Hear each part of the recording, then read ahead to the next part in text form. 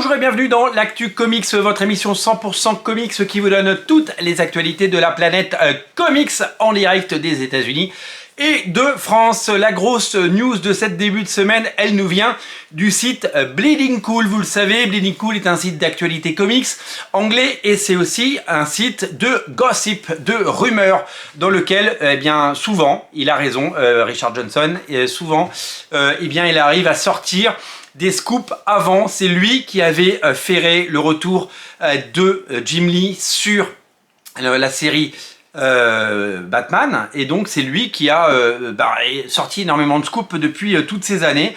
C'est lui qui eh bien enquête, il a ses réseaux, il a des insiders, il a des oreilles partout, et donc il est absolument incroyablement bien renseigné.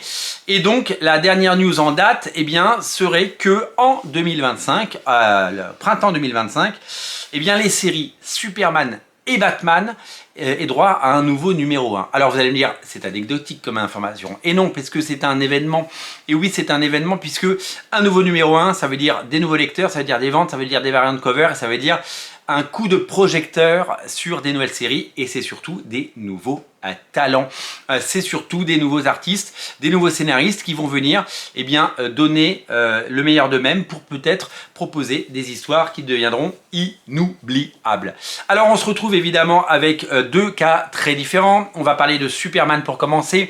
Superman numéro 1, ça veut dire quoi? Ça veut dire qu'il faut frapper fort avec un nouveau numéro 1, et il faut frapper fort parce qu'il y a un film qui arrive, vous le savez, un film qui devrait normalement tout lancer. Je vous parlais dans une vidéo il y a quelques jours du dispositif de DC Comics en licensing, en exposition, au cinéma, en comics, pour faire en sorte qu'on parle d'eux. Chez Nomad, il va y avoir, vous le savez, une première vague, et il y en aura certainement une deuxième de titre Superman. Il y a l'affiche d'Angoulême, il y a la venue de Frank Whiteley, il y a même un partenariat avec Quick, vous le savez, il va y avoir des menus Quick avec des choses de Superman et des cadeaux Superman dedans.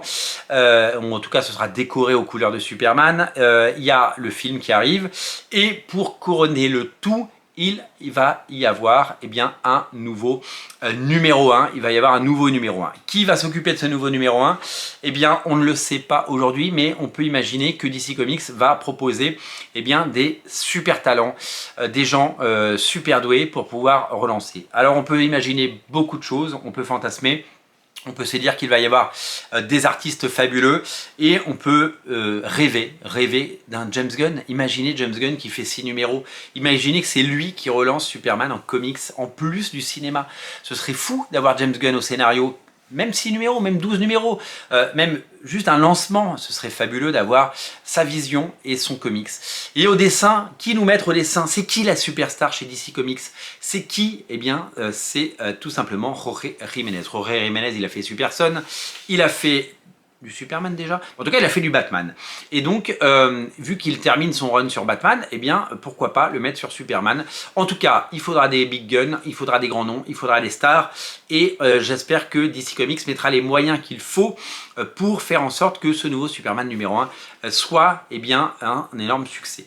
Du côté de Batman, c'est très étonnant d'avoir un nouveau Batman numéro 1, puisqu'on venait d'apprendre la sortie, vous le savez, de Batman Silence 2, Batman Hush 2, dans les pages de la série régulière Batman. Il y a eu la série régulière Batman, autour du numéro 600, il y a eu Hush, c'était au début des années 2000. La série a continué, puis elle s'est arrêtée, il y a eu les New 52, 52 numéros, puis il y a eu Batman Rebirth, et on arrive à 150, on a dépassé, on est au 152, 153e épisode. On sait qu'à partir du numéro 158, Jim Lee et Jeff Loeb reviennent pour Hush 2, Silence 2. Et le parti pris de Jim Lee a été de dire on va pas se faire un nouveau numéro 1, on va juste prouver qu'on peut faire un succès avec des bons artistes et avec des bons auteurs, avec une bonne histoire, avec des stars. Et donc comme il l'avait fait déjà, parce qu'il n'y avait pas eu de relaunch au moment du premier Silence, du premier Hush, eh bien il va montrer et prouver qu'on n'a pas besoin de relaunch. Et qu'est-ce qui est annoncé? En tout cas, quelle est la rumeur? C'est que à l'issue du run de Jim Lee, donc au numéro 163, 158, 159, 160, 161, 162, 163. Donc il y a 6 numéros. Numéro 163 de Batman, eh bien, quand Jim Lee et Jeff Loeb vont rendre les clés de Batman, eh bien, hop, derrière, un nouveau numéro 1 pour l'été 2025. Et donc, du coup, on se dit, mais à quoi bon avoir prouvé qu'il n'y avait pas besoin de numéro 1 et de faire un nouveau numéro 1. Et à l'inverse, on peut penser autrement, on peut se dire, Jim Lee n'a pas voulu, c'est un homme de marketing, c'est un businessman, Jim Lee, il n'a pas voulu cramer un nouveau numéro 1 avec, parce que de toute façon, son titre, il va se vendre, on va être des centaines de milliers à acheter ces Batman. Donc, qui s'appelle Batman 158 ou Batman numéro 1, on l'achètera et ce sera le même succès. Et c'est surtout qu'après, ça fera l'objet de collections, de hardcover, d'un bel album chez Urban et plus tard, certainement, de collections de poche, mais on aura le temps d'en reparler dans les années à venir. Donc, en gros, qu'est-ce que s'est dit Jim Lee? Il s'est dit tout simplement, je ne fais pas de nouveau numéro 1, je me garde la possibilité d'un numéro 1 pour après, donc été 2025. Et là, on aura un nouveau numéro 1, et qui sera assez éloigné en plus du numéro 1 d'Absolute Batman qu'on vient d'avoir. Un nouveau numéro 1 avec une équipe de stars. Alors, qui sera aux manettes de ça? Il est beaucoup trop tôt pour le dire. Est-ce que DC va aller débaucher une superstar de chez Marvel? Est-ce que Pepe Larraz, par exemple, pourrait venir chez DC Comics? Ce serait génial. Est-ce qu'on va avoir un grand nom, un grand retour? Est-ce qu'on pourrait avoir une superstar des années 90? Est-ce qu'on pourrait avoir Greg Capullo, le retour? Est-ce qu'on pourrait avoir à nouveau du Marc Silvestri? Est-ce qu'on pourrait avoir bon, Jim Lee, ça va être compliqué parce qu'il viendra de terminer son run. Voilà. Est-ce qu'on aura un grand nom? Est-ce qu'on aura des gens? Est-ce que Kurt Busiek va venir scénariser? Ce serait fou d'avoir des gens comme ça. Ou est-ce qu'ils vont justement les puiser du côté de la nouvelle génération? Eh bien, tout ça, l'histoire le dira. En tout cas, ce qui est sûr, c'est que ça va être absolument énorme en termes de vente et en termes de médias. C'est-à-dire qu'en gros, si on prend les dernières années, on va dire les 12 derniers mois ou les 24 derniers mois, les ventes n'ont cessé de baisser. L'intérêt général des lecteurs de comics et de DC Comics n'a fait que s'effilocher au fil du temps et au fil des mois.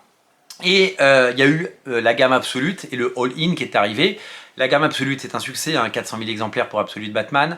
Il y a eu des mini-séries de folie qui viennent d'être annoncées ou qui viennent de sortir. On pense à Batman Last Halloween et on pense au Batman et Robin Year One de Mark Waid et Chris Samnee.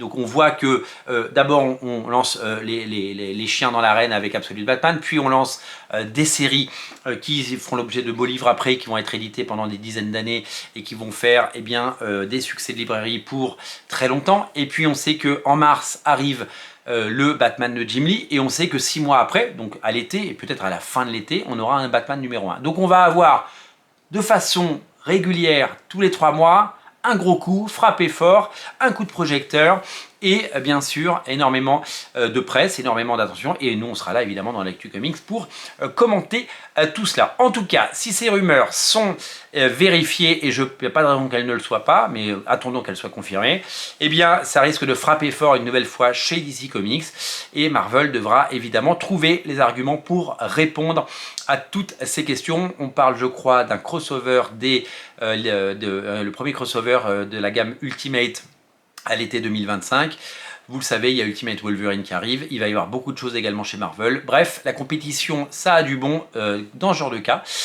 Et on risque d'avoir des comics assez enthousiasmants dans les années à venir. Merci d'être aussi nombreux à regarder ces émissions. N'oubliez pas de vous abonner à la chaîne.